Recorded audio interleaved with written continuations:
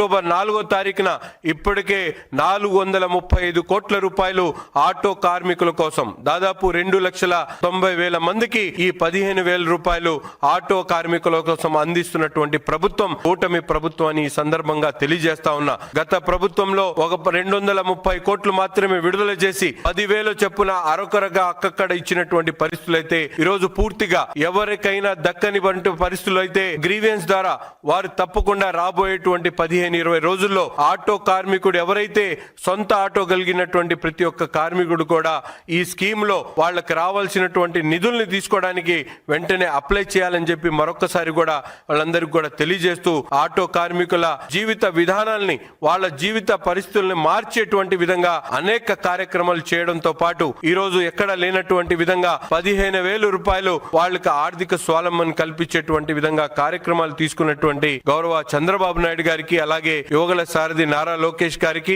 ఉప ముఖ్యమంత్రి పవన్ కళ్యాణ్ గారికి హృదయపూర్వకమైనటువంటి ధన్యవాదాలు తెలుపుతా ఉన్నాం.